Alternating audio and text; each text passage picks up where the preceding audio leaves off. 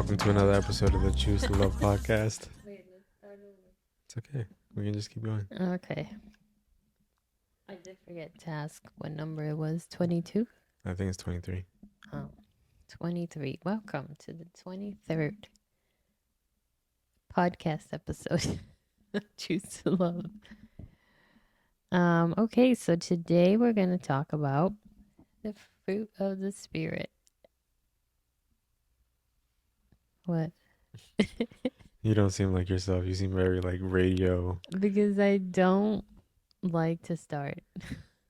Just talk. No, but yeah, we're going to talk about the fruit of the Spirit. It's something that I think we There both it is. have been. Think we both, it's just kind of hard to start. You know what I mean? Anything that you're just like not used to when you start is hard. Mm-hmm. Anyway, we were both talking about how, I don't know how long for you, but me, maybe a couple, like this week, the message about the fruit of the Spirit and how that's been coming up a lot. I mean, did it come up? Anyway, it came up. It was a message. That was what the message was about, right? Last Sunday. Right? Yeah, more so. Yeah.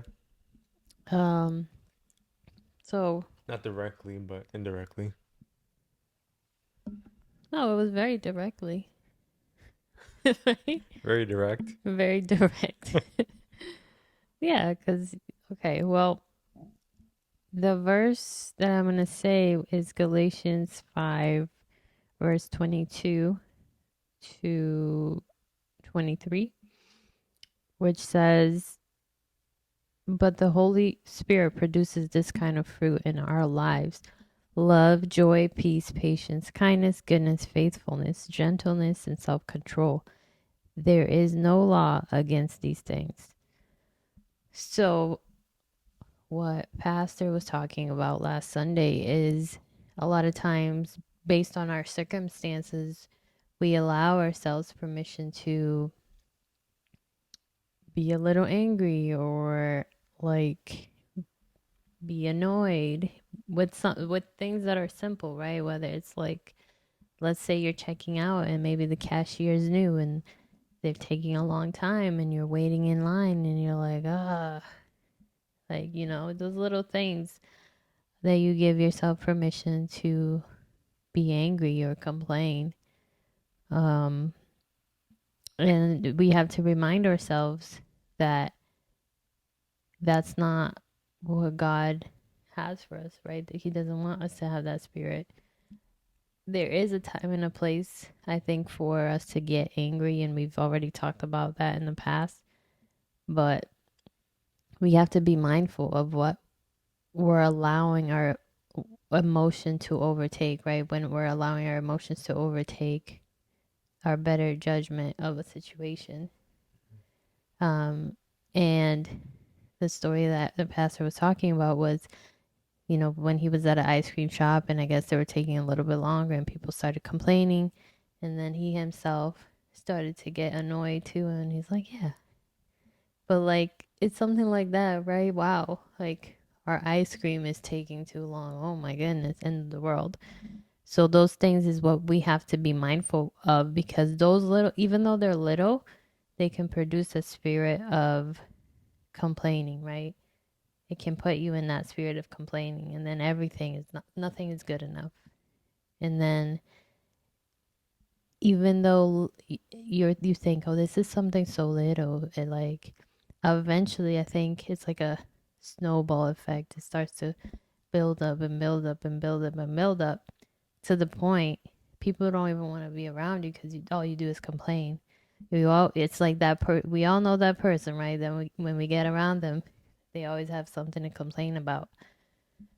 And that could be us. So if we're not if we're not mindful of the things that we're allowing, that could be us. And that Bible, reminds us of to be mindful of that, because when you have the Spirit, when you have the Holy Spirit in you, when you're in communion and when you're in the Spirit, when you're praying, when you're putting time with your in your relationship with God, the Spirit is gonna fill you. He's gonna be there reminding you, hey, don't do that. Hey, don't say that. Apologize for that. And that's why it's important to be in relationship with Him, because He reminds us of those things.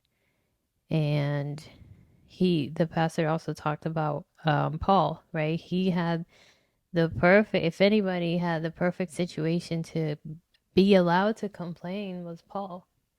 And he chose instead to write a book on joy, a book of the Bible on joy and how we should be joyful regardless of the chains, regardless of the things pulling us down in life.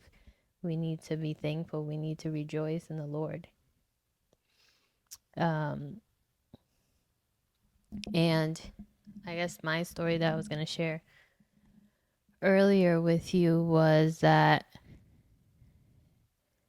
I I'm tired, obviously.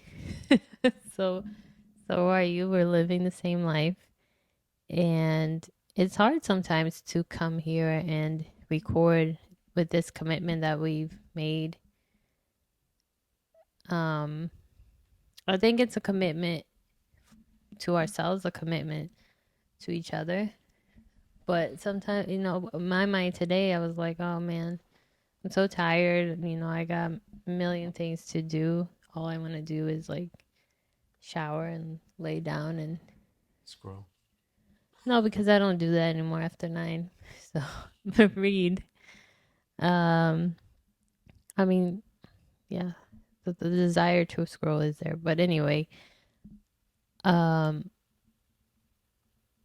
I started to read a book to Nehemiah. It's called Beyond the Very, Very Far North. It's a children's book. Very good book. I sound like anyway.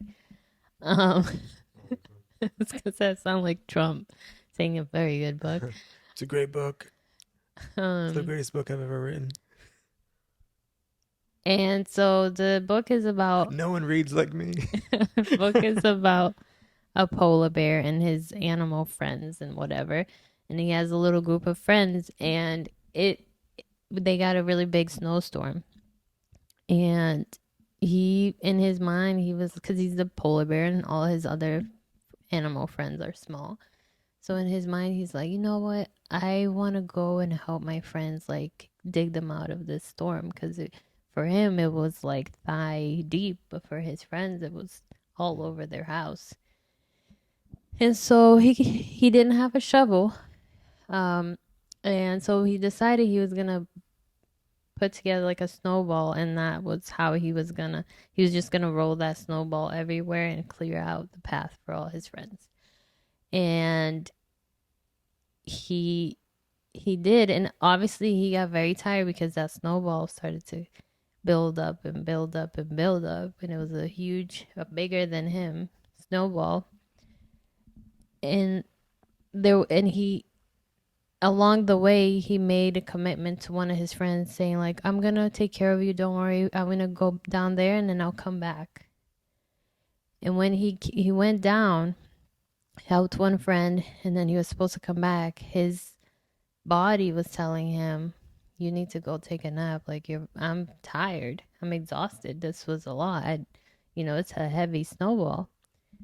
And then it says that his heart reminded him of his commitment, and that a lot of times he does listen to his body when it tells him you're tired, you need to sleep, or his stomach tells him you're hungry, you need to eat.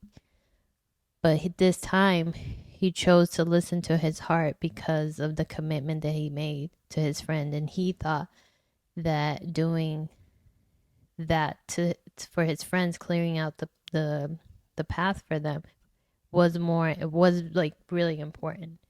And so his heart was what he allowed to overtake. Like he didn't listen to what he needed at that time because he had already made the commitment to his friends, and that's what he was going to follow through. um there's so much to that story, but it was very cute. Anyway, so that spoke to me because I was like, you know what? I think this is a time for us to spend together.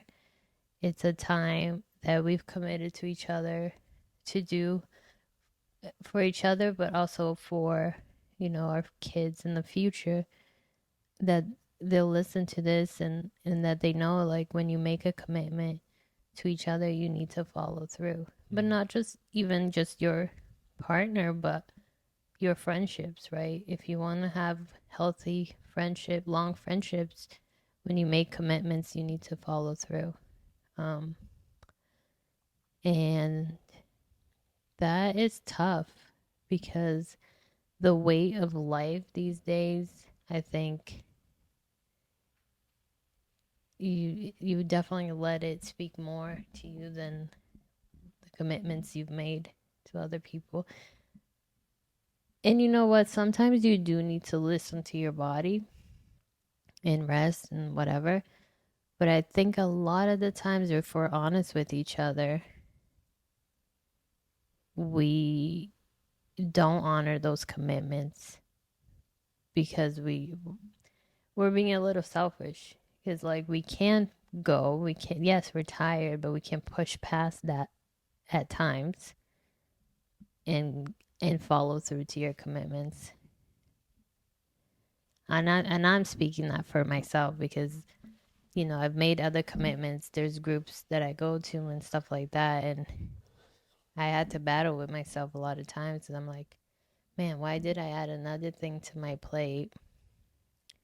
But I go and I'm filled Mhm. because I'm there with other people that I get to be in community with and hear their story and hear how their life is also, filled with difficulties, but we all chose to be there with each other, for each other, to build each other up. And that fills you up so much. And so I think a lot of the times when we do follow through with the commitments, the feeling that you get afterwards, the fulfillment, is way, way better than if you had just not followed through. My turn. Yeah, because I feel like I didn't even breathe. No, you didn't. You've been talking for 13 minutes straight. Yeah. Did you get anything? Did you understand? Yeah. Not understand because I know you understood, but like I felt like I was just No, blah, it's blah, blah, blah, blah, blah. no. I just didn't want to cut you off. No, that's fine. I think you can talk back. No, I mean I want it to be. I mean one thing that we need to practice every day is listening. Yeah. I have a bunch of things that came to my mind that I wanted to interject and cut you off and say my cents on that, but then you wouldn't have been able to finish. So I think it's just good practice to practice listening and put aside what it is you want to say because you think it's important to say. Hmm. I'll try to remember some of the stuff that I thought of because there was a handful of them. But the thing that kept resonating with me with what you were talking about was when it comes to discipline, when it comes to commitments, two things. And I'll say them real quick so I don't forget. The commitment, you have to also know how to say no Yeah. so you're not just busy to be busy. But the second thing, I'll come back to that. The second thing is that when it comes to discipline, it's not discipline if you want to do it. And as Hmm. because Well, something what does discipline then mean to you? Mike Tyson has the best quote for it. Okay. He said, I'll, I'm probably paraphrasing it, but it's something along these lines is discipline is doing something that you hate like you love it. But then that contradicts what you just said, right? Because you said that it's not discipline if you want to do it. Is that Yeah, what you said? because like I don't want to work out, but I'm disciplined to continue to work out. So I'm doing it as though I do love it. And eventually maybe that thing that you don't necessarily like to do becomes something that, you can build a passion for, you can become more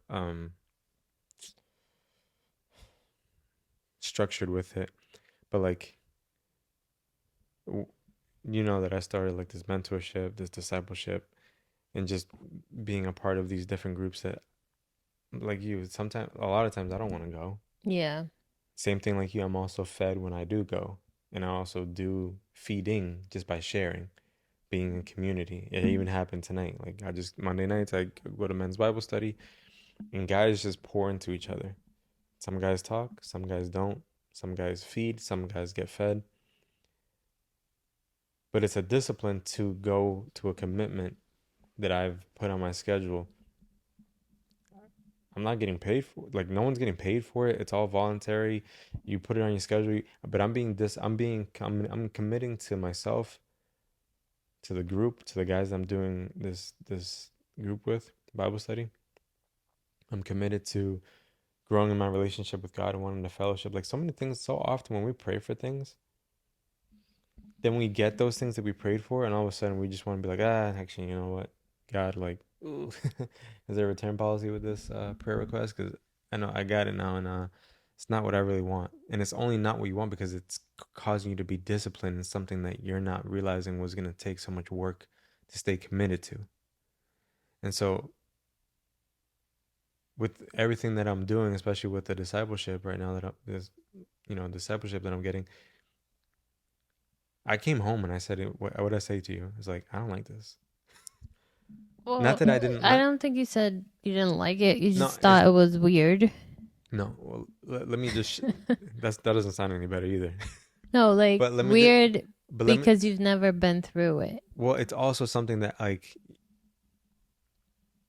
mentorship, if you're getting coached, if you're getting corrected, if you're getting confronted, those are three things as a man, as a person in general, you're having to strip yourself down and be like, all right, like I'm trying to grow and I have to put these walls down.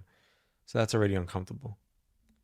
And that's what I mean. Like it's something that I don't really like because it's out of my control. I'm out of my own control, but I'm trying to grow.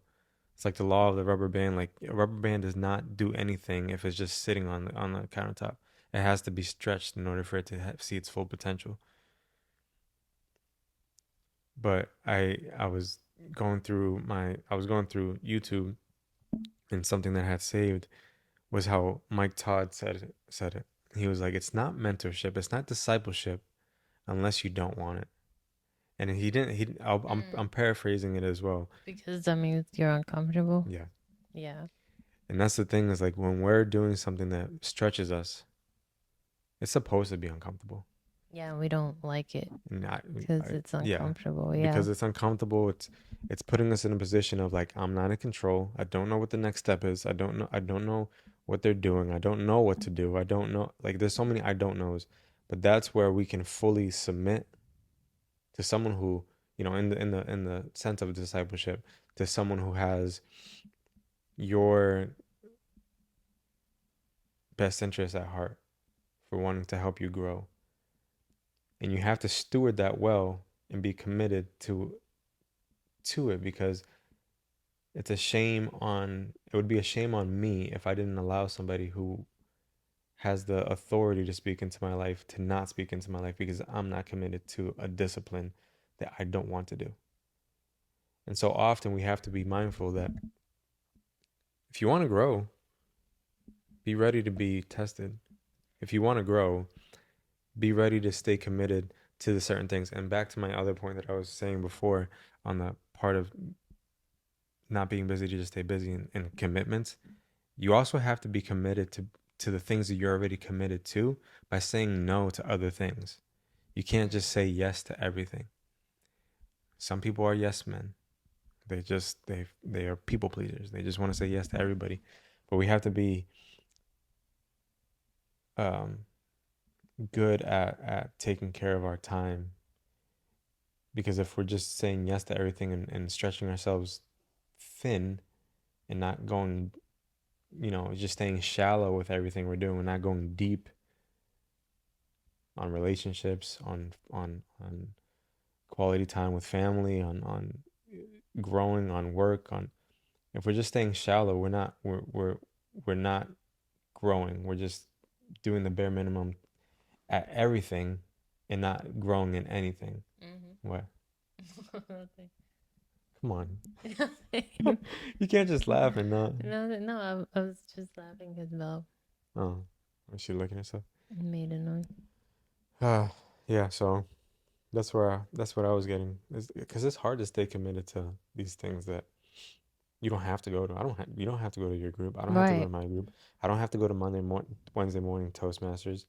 I don't have to, even the basketball thing. Like when I say yes on a Monday to play on Wednesday to see if I'm in for that week, it's a commitment to the guys Yeah. to play basketball.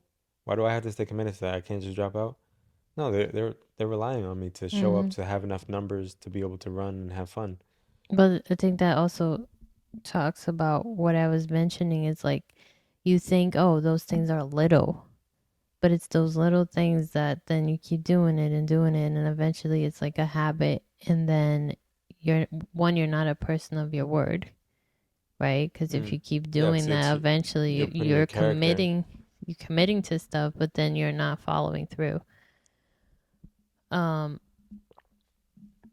but just to circle back, like with the fruit of the spirit, is when you are in the spirit, I think the spirit helps you also be mindful of that. Be mindful of what you're committing to. Yeah, Does it line up with your values? Does it line up with your goals? yeah.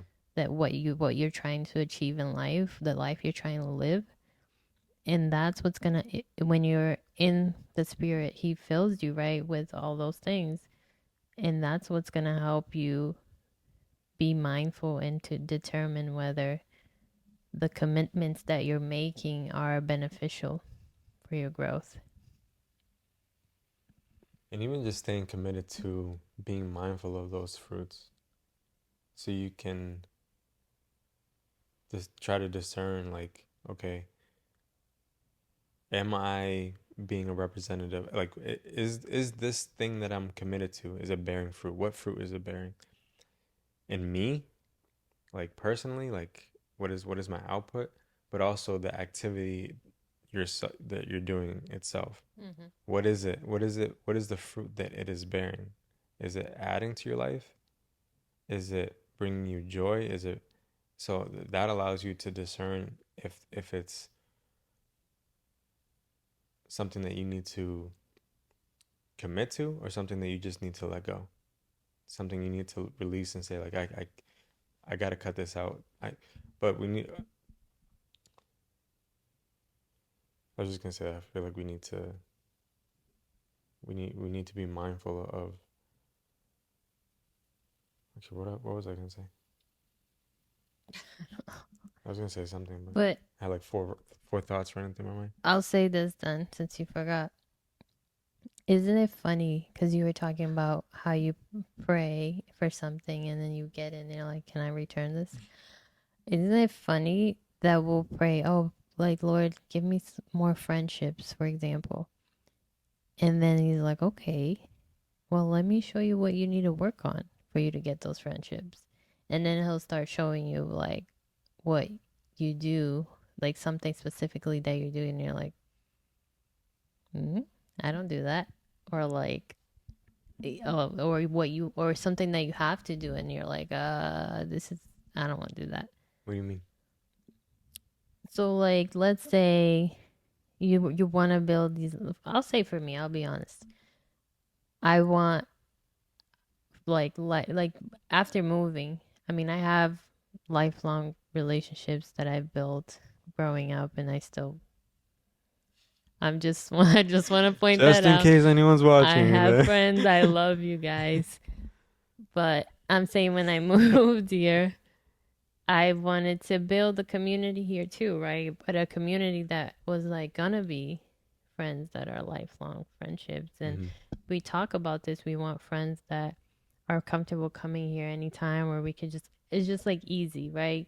You meet up and Yeah. it's not hard. Yeah. Um, but then you got to think about it like, well, are you that friend?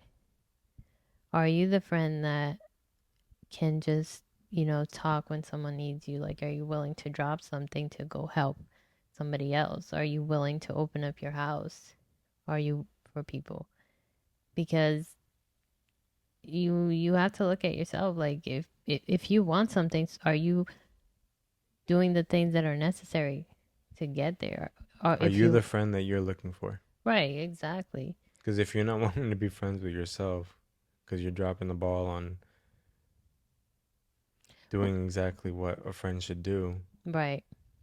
don't. It's just it's like any relationship. Like don't expect to change somebody if you're not willing to change first. Yeah.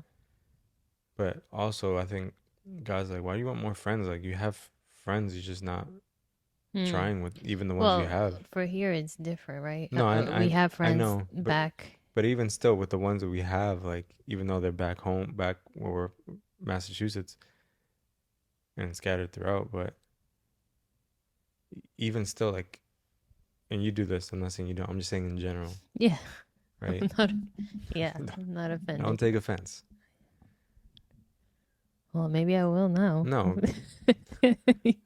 are we investing in those even in the Yeah. form that we can? Yeah. Are we texting them? Are we reaching out? Are we saying, hey, just thinking of you. Yeah. Hey, let's face like the things that we try to do, and Yeah. it's hard to do those with a busy schedule, and you're not putting time and energy into.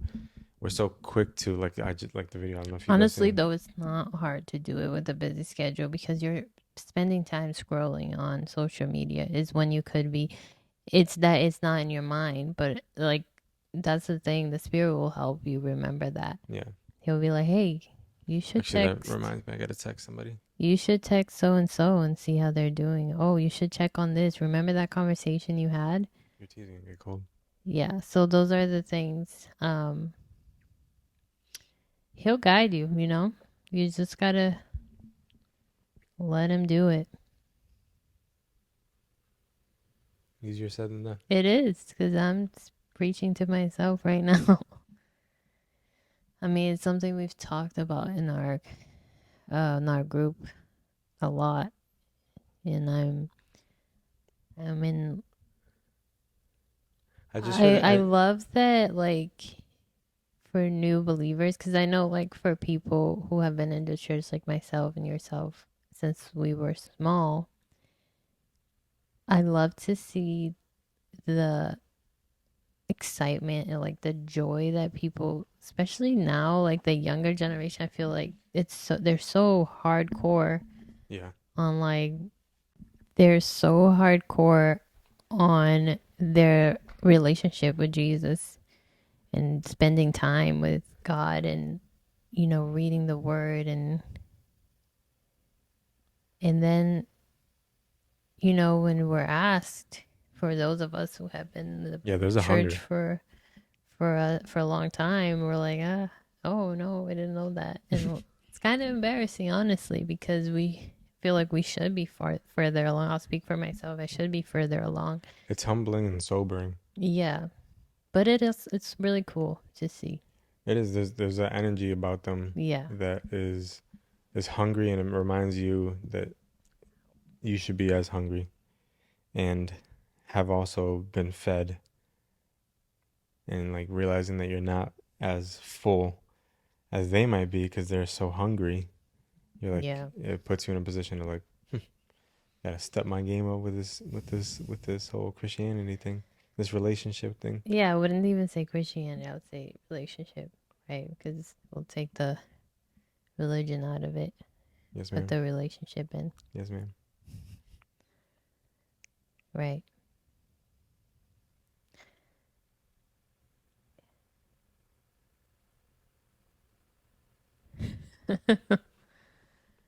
Yeah. So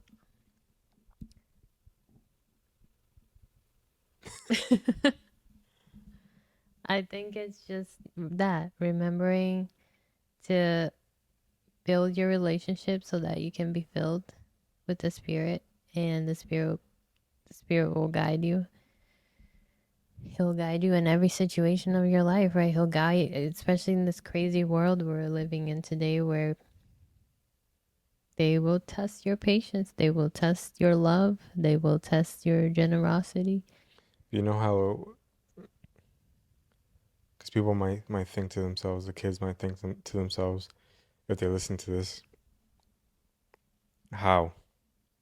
How can I like you're making it sound easy. Just like God, just let the fruits of the spirit like Yeah, it's not easy. I think it's just that, like I was just saying, it's spending,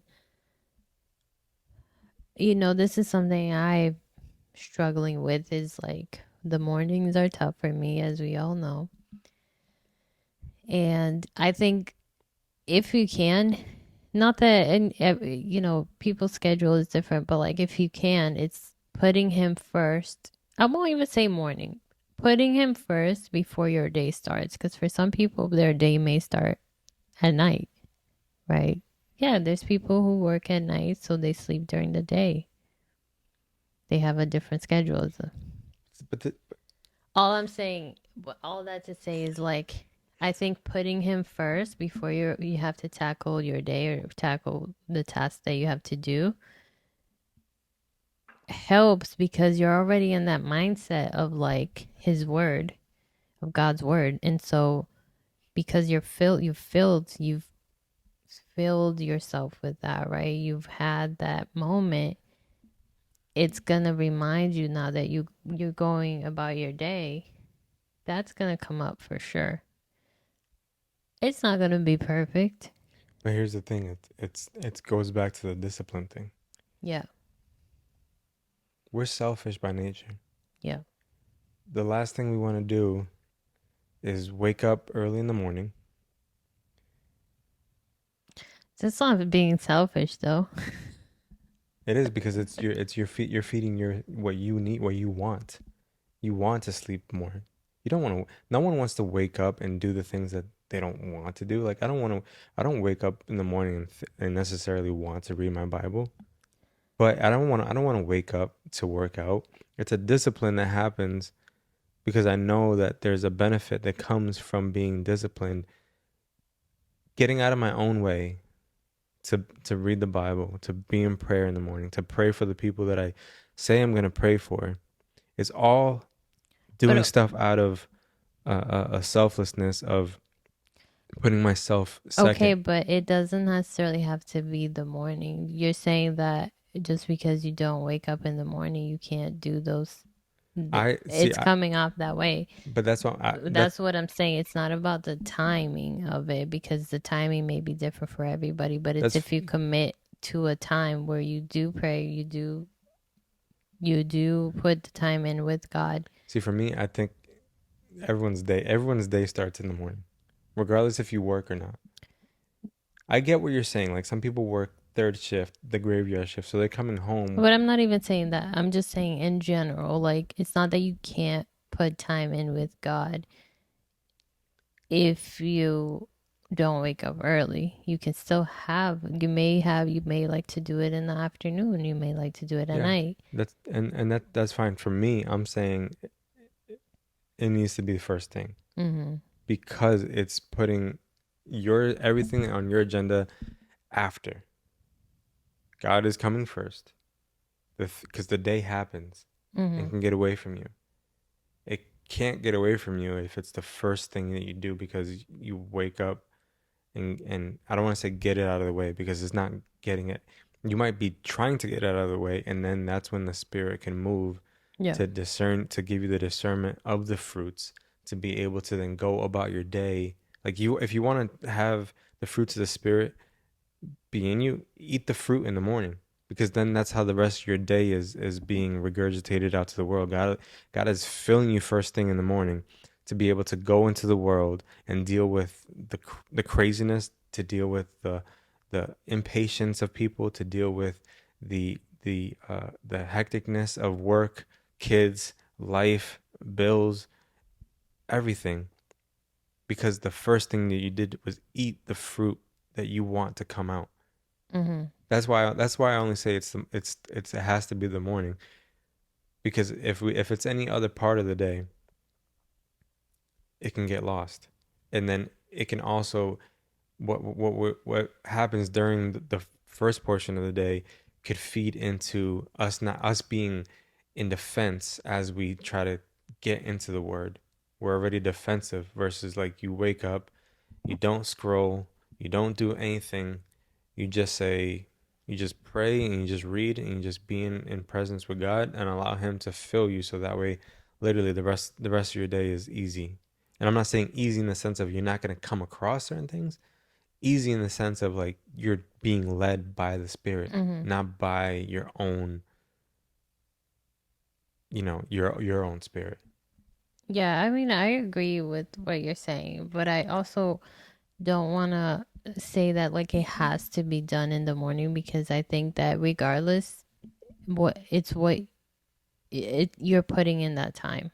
Yeah. You still should be putting in that time. Whether Listen, if it's if not the morning that's working for you, then commit to a time that will work for you. at the end of the day, if you have the discipline to be able to say like, God, this is my time in the middle of the day that I give to you. If it's at nighttime, it still requires you to be disciplined. Then that's fine.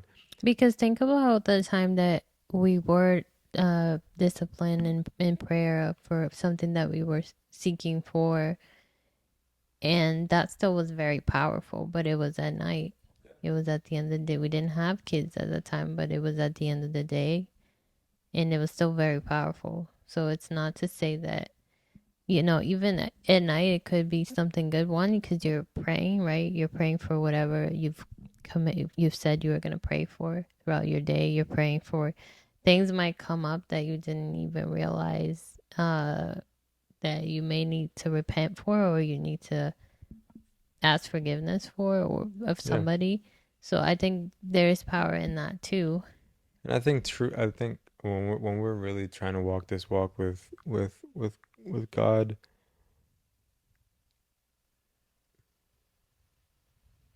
I feel like constantly we're just in like if we're really wanting to be in a relationship with Him, it's a constant all day conversation with Him anyway. Yeah. Like it's not a morning between 6 and 7, God, and I'm not gonna talk to you until 10 and 11 when I'm getting ready to go to bed. Like it's Yeah. it's I'm just saying like the relationship part of it. Yeah. I think it's just being more intentional with the time, right? Because yeah, it's a like it's if it's a relationship, so you're constantly in communication throughout your day and such. But it's like this, right? We're stopping here to have a conversation where Mm. we're meeting each other's eyes. We're listening listening to each other. Meeting each other's eyes. Yeah, so we're not on our phones while one is trying to say something.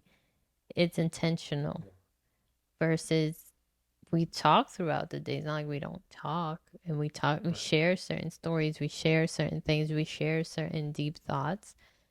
But there's something about sitting and like giving it time. Mm. And this is not the only time we do it. We do this like outside of this too, but it's those times that I think connects us, right?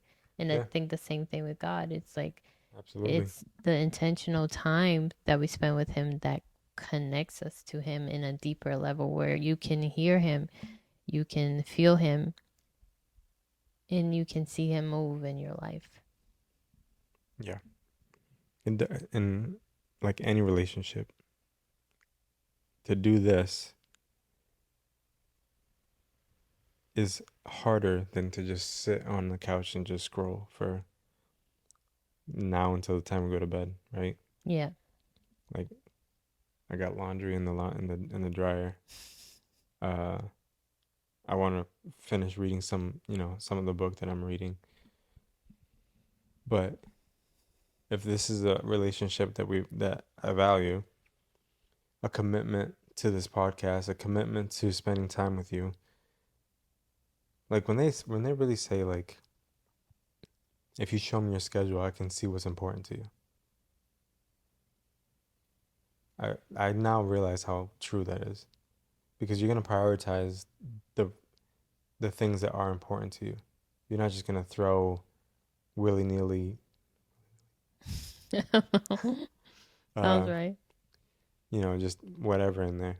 Like you want to try to be intentional and steward your time well, because time is finite. Like we all have 24 hours in a day, yeah.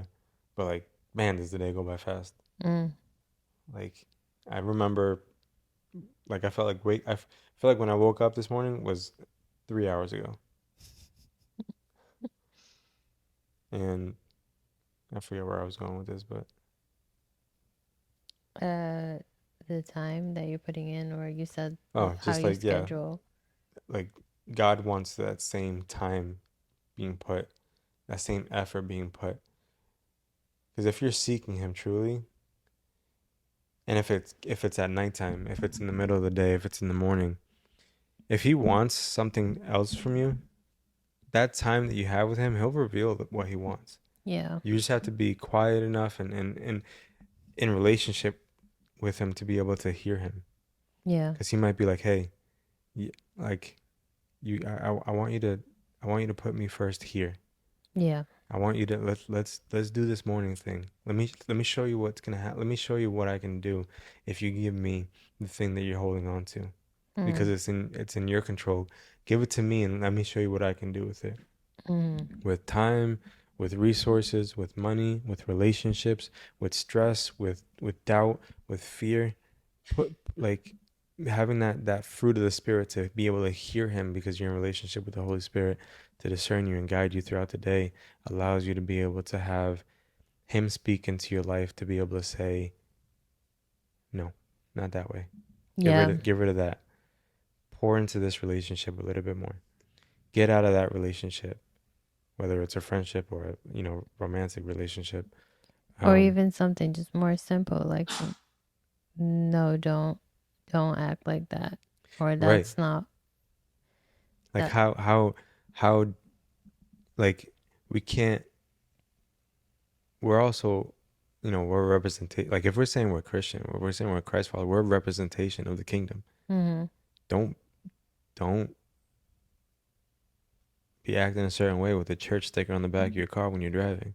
Yeah. Don't be, saying you're a Christ follower and not being an example of what a you know, Christ-like spirit is. Mm-hmm. Obviously, it's easier said than done, but Well, I think again, there's moments again, right? There's moments where you need to.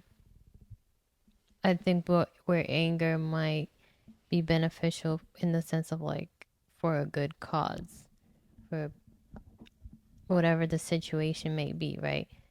But it's the little things, right? The complaining about having to wait, or that hmm, somebody's doing something not as fast as you like, or not doing it how you like it. It's those things that we we really have to be mindful for, because it's so easy to get into that complaining spirit. yeah, especially when it's something that we again pray, like say we prayed for it, all of a sudden we're complaining again. Who asked for it? We asked for it. Why are we complaining all of a sudden? And I was sharing tonight, one of the guys gave a good synopsis of what it is I was saying, because I was like kind of long winded, and he was like, sometimes our uh, complaining can be worse than failures because we can forget about essentially what it is we've been either praying for or what it is we have, like our can I wrote it down.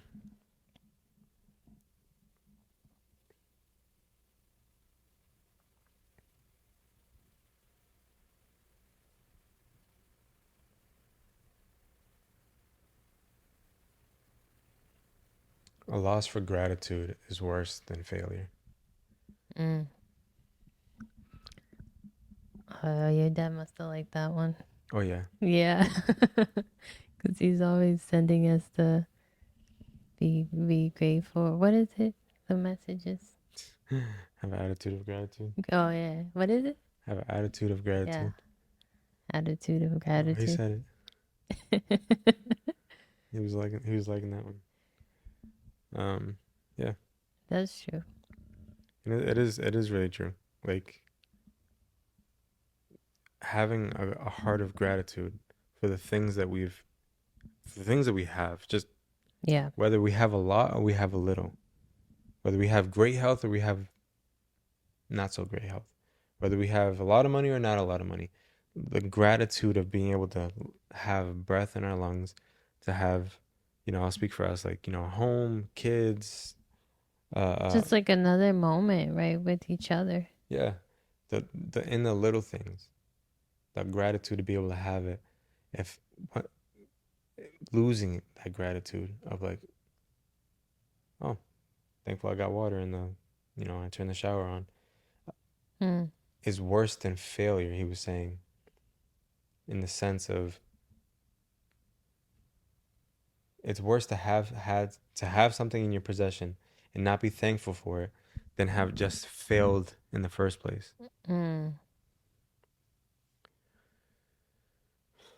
Yeah, for sure. Because I feel like when you when you have that failure, you might you might just have still have like the hope, right? Hope for it, or you might have that spirit of hope and I mean, put it in the context of success in a business. Having success sometimes gets you complacent in in contentment and not being grateful for what it is you have achieved and accomplished.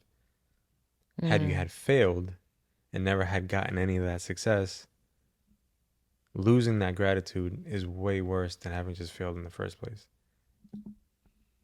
I know I just said the same thing again, but mm-hmm. Yeah. I'm just quiet 'cause I'm like trying to think about it. That's true, right? We've lived that. yeah. And I will say, not to call you out, but you like you mentioned before how you feel like you haven't done enough, and then it's like you sit down and think about it. You've done a lot, and you have a lot to be grateful for, a lot to be celebrating. But it's like you said in the past, like you felt like you didn't do enough. Do you feel like that's the same thing or no? Yeah, I mean, I'm not being grateful for the things that I've accomplished. I think So is sometimes it's that hard to be able to realize the successes that you have had, or to think that the successes that you have had was just supposed to happen anyway, mm, or that it was just part of the journey oh, of that's good because let's not stop being in awe of the little things, right? Or the things that God does because we can easily stop being in awe of the miracles that happen every day. well, I mean, even the big things, like Mm-hmm. big things have happened in our life where it's like, all right, what's next? Yeah, And true. then not realizing like, whoa, like in hindsight, like this is monumental. This is life changing. This is something that needs to be celebrated. I think sometimes the hardest thing to celebrate is the things that you've accomplished, Mm-hmm. your own successes. At least for me, it's a Yeah, hard thing to do. I think for everyone. Some people are pretty good at it, I feel like, but that's something I'm becoming more mindful of. I was like, even in the journey, like, and this allows you to enjoy the journey more. Is is celebrating the little successes, the steps that you take to get to the your end destination. Because as we now realize, like, like it's the journey that really is enjoyable. Mm-hmm. Sometimes the end destination doesn't bring as much fulfillment, or like, oh, I made it. Like, it's kind of like, okay, I'm here now, what? Mm. But like, if you had embarked and embraced the journey, it would allow you to be like, ah, I made it, but man, like that part of this was so cool. I met this person that was so fun. This thing really stretched me. I remember this quote. I remember this happened. And it makes the place that you're getting to not be the thing that fulfills you, but it's good that you accomplished it, but you're not necessarily just looking at like what now? Like Yeah, but I'm here. I think too is because then our fulfillment is being put into those Yeah. things and not to the right thing, right? To God, to him. Because Glory, hallelujah. God built that into us. He built that in the need for more. But when it's directed toward things and not him Mm. is when we can be unhappy because it's never going to satisfy. If our want, our desire for Never. more is never going to be satisfied by the Never. outside things. Like never. So when we direct it towards God, wanting more of him in our lives is when we actually see our lives change for the better. Yeah. Yeah. I now see that. Yeah. I literally thought things would bring fulfillment. Not in a fulfillment like my life's complete. Actually, that's not true. That's even a lie too. There's definitely things that I was like, if I just have this, Yeah. I will have everything I need. Yeah. That's straight booty. Mm. But I like I now realize that it's like Paul, Paul the word, Which Paul? Apostle Paul. Okay. There's a lot of Pauls out there, Yeah. including your dad. No, the Apostle, where he says like I've learned to be content with a little, and learned to be content with a lot. And it's not the things. It's just my relationship with Christ. Mm. That's it right That's it. there. That's the fulfillment we need. And that's the mic drop. Yeah. Good job, bro. Good job. Good facilitation. Is it though? That's how I you get. really don't feel natural. You And I definitely feel didn't feel out natural of when you breath. started. No, but like I also feel out of breath because I feel like I'm trying to talk about all the things and is it making sense? And I don't know. I don't know. I thought it But made sense. I thanks. thought it was good. Thank you. All right, episode 23 in the books. We'll see you guys next time for episode 24. Keep rocking with us. Keep growing with us. All right. Bye. Have a beautiful time.